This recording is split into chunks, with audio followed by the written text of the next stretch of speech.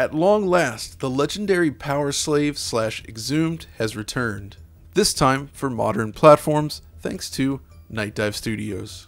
I first featured this game in a DF Retro episode some years back, and am thrilled that we finally have this new release.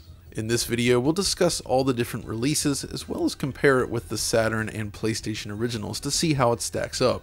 But to discuss it, I wanted to bring on a fellow fan, Alex Battaglia. Hey there, John. Yes, I became a fan of the series due to your original, incredible DF Retro video that came out almost 4 years ago now. I only originally had contact with the game of its very different PC version, but this is something altogether and very, very special. This game is not like a lot of other 90s shooters. That's right. So I described it as a proto-Metroid Prime, and the reason I use this descriptor has to do with the way the world is set up. Essentially, it has backtracking and gaining of new abilities, much like a Metroid game, in the fact that you'll encounter areas in early levels that you can't get to, you find those abilities in later levels, you return to that other level, which then reveals paths to yet another set of stages.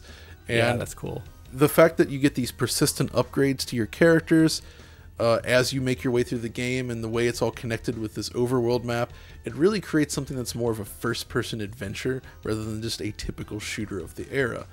Plus, it has this amazing Egyptian theme going on, which is just unusual and awesome. I was talking to you about right before we played this, but I really loved the weird magical historical things that we got in the 90s. Just in general, like in terms of aesthetics, something that this game really is just overflowing with, both in terms of its musical selection, which is awesome, by the way, and just the general vibe of you shooting things that are like magical creatures. I just really love it. Definitely. And I guess the big question here is, why is this new release from Night Dive so important? Well, the reason comes down to availability. The Saturn and PlayStation version are rather expensive and rare today, especially the Saturn version, which is superior.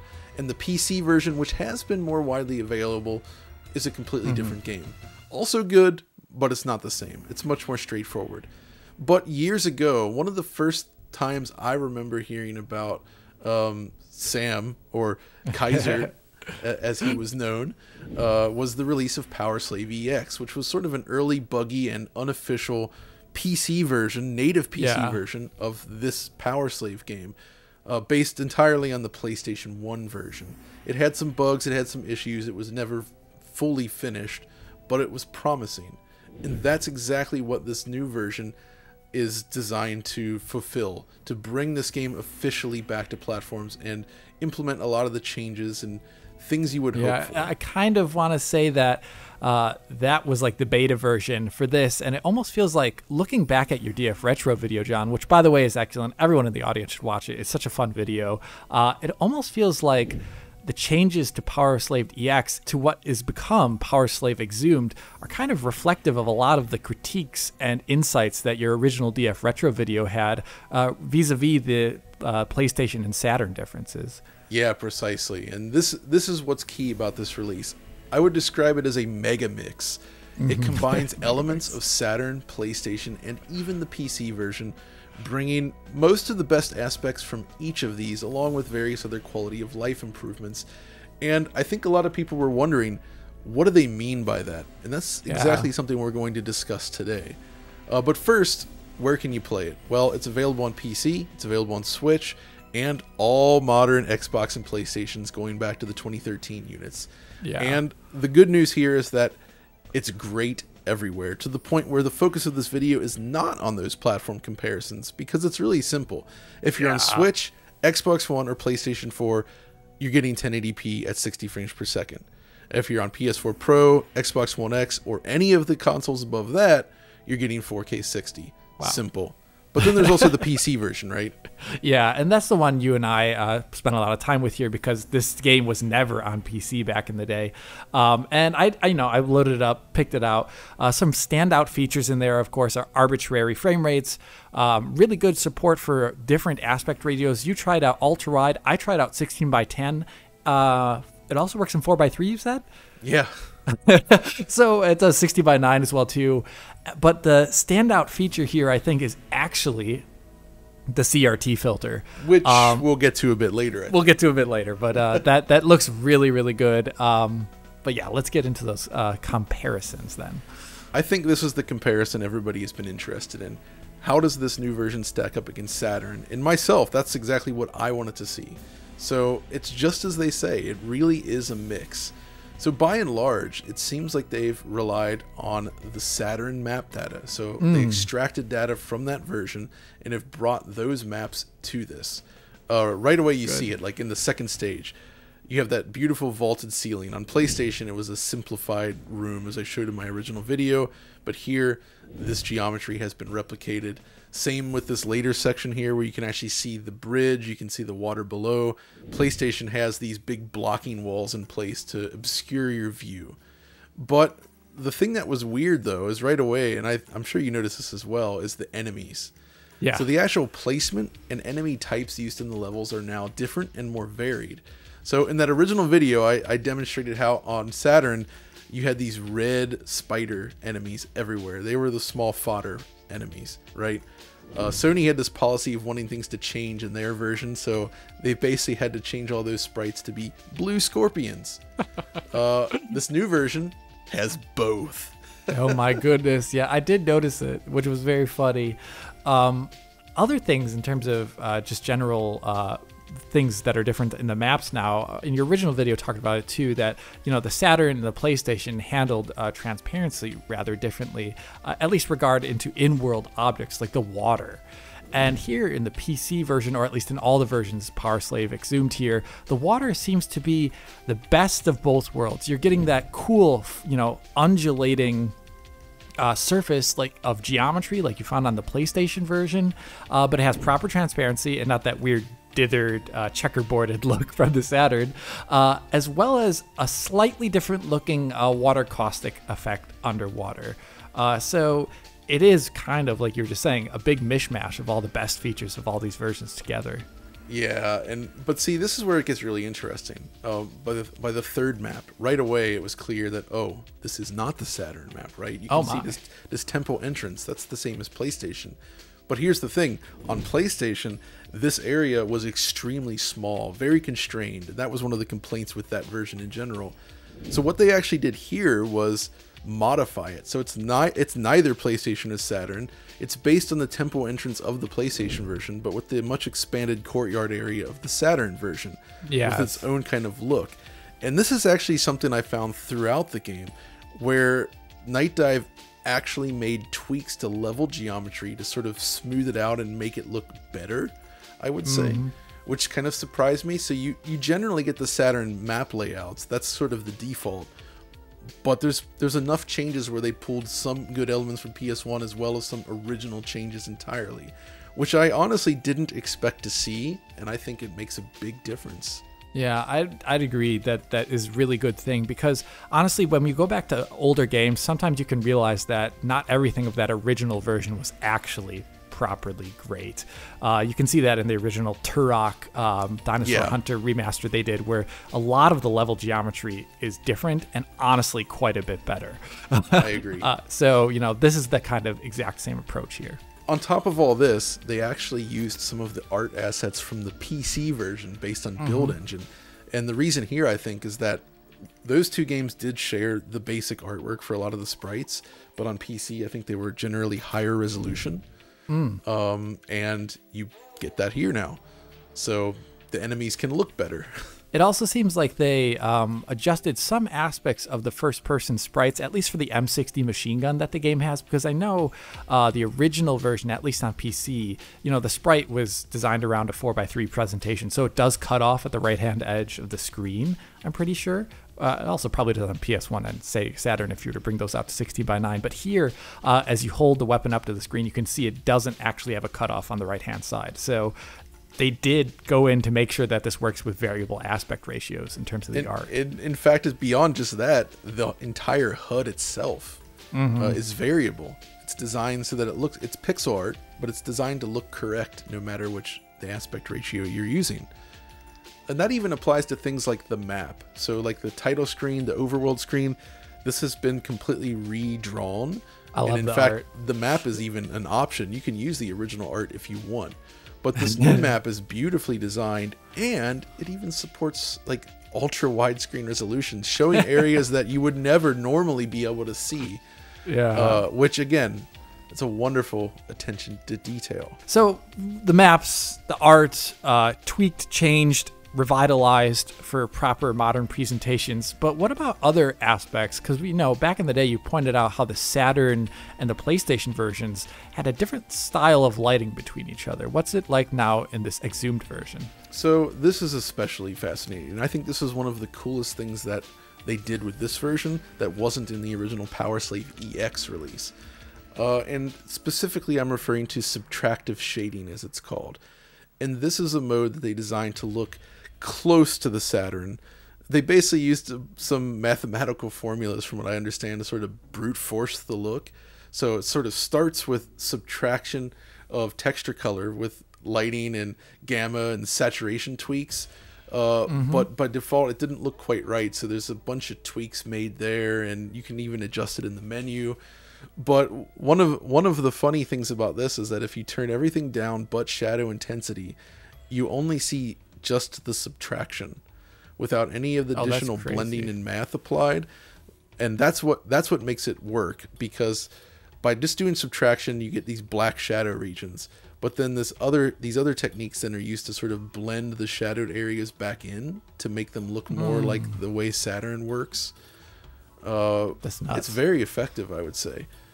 But if you don't like it and you can't find a way to tweak it to your liking, you can actually switch to another option, which I think looks more like PlayStation, I guess you could say. And this is more how the Power Slave EX looked. Yeah, it's like less punchy and a bit more, I don't want to say washed out, but it seems like it looks less localized, the lighting. It's a little bit more broad in terms of how it applies to the image.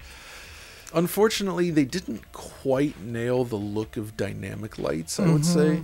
Like here in this stage on Saturn, the way they do the blending with the geometry is really interesting looking. I talked a lot about this in the original DF Retro, but it's something specific here that we also saw in like the Quake port from Lobotomy Software, right? It looks fine in this new version, the dynamic lights, but it doesn't quite have that same contrast. It probably has a lot to do with the special functions of how Saturn rendered quads and things like that, which are definitely not how this current game is rendering. Exactly. Although I was impressed that the sky is so accurate. So the sky and the weapon sprite on Saturn actually use the second video display processor. So it's a completely separate layer, and then they layer everything else on top of that. But it has this weird scaled look as you sort of rotate, almost like you're inside of a cylinder. And they actually replicated that fairly well here without the scaling artifacts you see on Saturn, but it's the same sort of cylindrical look and the same texture, though the texture itself is slightly stretched when using the wider aspect ratios. Yeah, that is kind of funny. And in regards to those kind of things, if you really do want to, I'm pretty sure John has been showing the game without this on, but if you wanted to emulate some of the artifacting you might find in a PlayStation or Saturn game, they do have ability to turn off like Z-clip kind of stuff, so you can get like texture warble and improper like textures applying to surfaces. They also have an option for fixed point geometry, right? Because by then, PC games, you could do floating point math. But these consoles, I think they had to do everything with fixed point, which places a huge limitation on what's possible. And that results in a lot of accuracy errors in rendering 3D scenes. And yeah, if you want that, you can do it. If you really like those kind of things, you can. I turn those things off usually. I did too. They're not desirable to me. Another thing I want to talk about is the auto aim difference. So I covered this as well in that original video on Saturn. No matter the height of the enemy, your weapon will automatically target them, which was critical in this version. On PlayStation, they changed this, so flying enemies were more difficult to target, forcing you to essentially stop, tilt your view up, and then attack. It was awful. But in this new version, it actually does work like PlayStation in the way the targeting functions, but because you have a full right stick, camera control, and or mouse, it's not an issue at all, right? It's very easy to take out aerial It was foes. much easier. It's so- not something like the first level of Daikatana people. It's actually pretty easy to shoot the foes in this game in the air. And again, like I said in that original video, this is not about precise aiming. It's about the attention to movement and sort of maneuvering around the stage, right? So enemies are essentially always auto aim, and I think that works well in this case. Also, they did add checkpoints, which Yeah, is a that nice was something touch. different. Because in the original, like, let's say you're playing on Saturn, you go into a stage, you're almost at the end, you die, right? It kicks you back to the beginning of the stage, which it added a really hefty challenge to it, and I did kind of enjoy that challenge, but it can get a little tedious in the huge later levels. So having these checkpoints is really nice. But here's the thing, it's an option. So if you don't want the checkpoints, you can turn them off. Yeah, so I think this game isn't actually super challenging, but it will have some aspects that you may not expect, like fall damage and things like that. So it is actually nice that they give the forgiving option by default of checkpoints. Honestly, Alex, I feel like we could go through this with an even finer toothed comb and For find sure. so many differences throughout. But I think the point here is that they have done a good job at sort of translating the general experience over to this new platform, finding all the best aspects of the different versions and polishing it up. And so in that sense, it's a huge success. It is, definitely. There's other stuff to talk about, right? There's actual other visual settings, both on PC and the console, that I think are worth mentioning, in addition to the CRT filter, which I know you're really excited about. Yeah, so like the game has an option for anti-aliasing if you're into that kind of thing. It's actually not very necessary if you're playing with the CRT filter, but if you want to play without the CRT filter, it'll essentially give you what looks like a single frame post-process anti-aliasing effect, where if you look at, for example, the inner surface texture detail, which is all unfiltered, by the way, all the texture there's no texture filtering in the game because they're trying to really get that, that point pixel look, which was how the art was designed. It's not like an N64 game. You'll see it like it'll make the edge of those pixels a bit blended, but it won't actually filter textures, which I think is really great. In addition, you get anisotropic filtering adjustments, as is common for Night Dive. You get an FOV adjustment if you like. Very necessary. You can, if you just want chunky pixels, you can get that too. And the best part here is that the actual low resolution mode matches the pixel aspect ratio of the HUD and weapon art. So it actually looks correct and legitimate. Speaking of which, the CRT filter that we mentioned before is rather flexible. There's an entire options menu dedicated solely to adjusting the CRT filter itself. It's very powerful and really allows you to sort of dial in your preferred look. And so if you combine the CRT filter with the fixed point geometry and Z-clip emulation option, as well as the subtractive lighting, you can actually get something that looks kind of close to the Sega Saturn version. Especially if you're playing on PC, since you can use a 4:3 aspect ratio. Combine that with a CRT monitor and it's really weirdly effective. That is very important. This stuff sounds small on paper, but these are the types of little details that I feel like a lot of companies just don't get right. And this is specifically one of the reasons I love what Night Dive does and why I always want to talk about the releases here. Because I think this stuff is really important for preserving that original experience, but providing something that is also enhanced at the same time. Yeah, but those enhancements don't feel phoned in, right? Everything feels very carefully considered. Yeah, it's like they read the community, and that's very important, rather than just doing things, solo without respecting what people's wishes may be. So we should quickly then mention the performance. As I said, it's 60 frames per second on all the consoles, but I did notice a few dips on Switch. And this one's a little bit tricky because it doesn't always seem to occur. You'll load up most levels and I find that you usually get a pretty stable 60 FPS, but as you play, you notice these kind of dips like this where it slips just below 60 FPS. So it's the one version that's not completely stable, though it's pretty close to it, I'd say, overall. The one thing that seems to improve this, though, is to use the low resolution pixel mode or the CRT filter, which means perhaps if they implement dynamic resolution scaling, it might clean these up completely. But honestly, it's not a huge deal overall, I'd say. And of course, it's pretty much perfect on every other platform. Yeah, and on PC this is Vulkan, but there are no stutter issues from what I saw. Going in between every single menu, it was just a flat 60 or 120. I played it also at 120, which was rather wonderful. I played it at 160. Yeah, and it was perfect. There you go. So, but unfortunately, Alex, there is one bad piece of news. Oh no, I'm sorry. Jesus. It doesn't include Death Tank. I don't know about this, John. Scrap the whole project. I know, man. Sometimes this happens.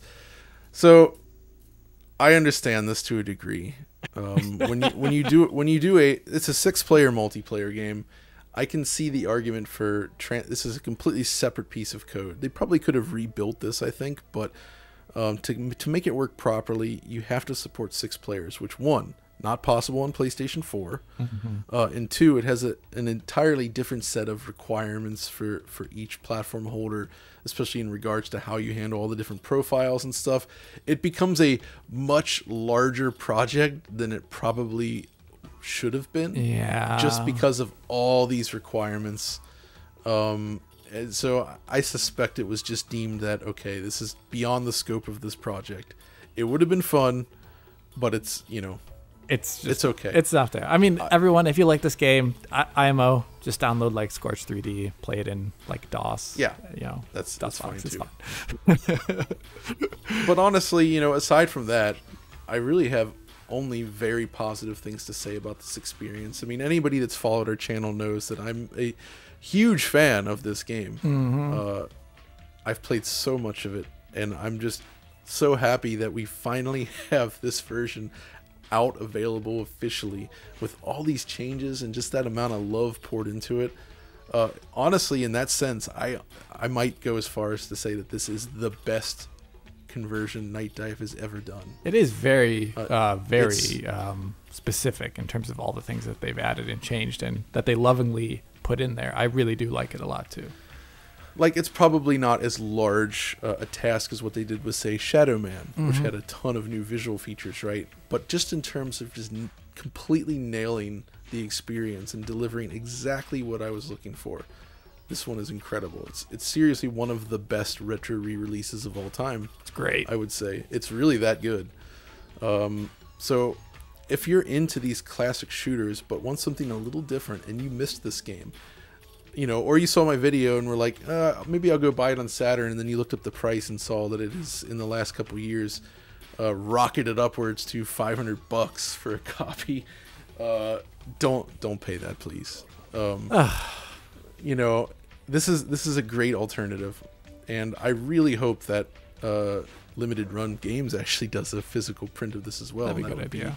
That would be the cherry on top, because they've handled a lot of prior Night Dive releases in the past, so I'm hopeful that could occur here as well. That'd be great. But yeah, that's pretty much it for this one. Go check it out, man. It's great. And thanks for joining me, Alex. Of course, though, John. And if you guys enjoyed this, be sure to like, subscribe, ring that notification bell, all that stuff. Check out the Digital Foundry supporter program if you want to come and hang out and talk about Power Slave. I'll be around. And until next time, this is John signing off and Alex saying, Auf Wiedersehen.